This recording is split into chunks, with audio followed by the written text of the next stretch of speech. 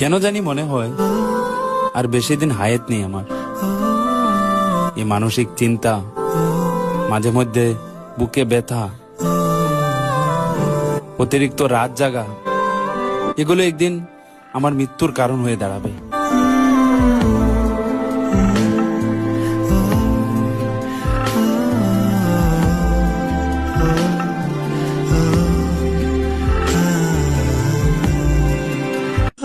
কেন জানি মনে হয় আর বেশি দিন হায়াত নেই আমার। এই মানসিক চিন্তা, মাঝে মধ্যে বুকে ব্যথা,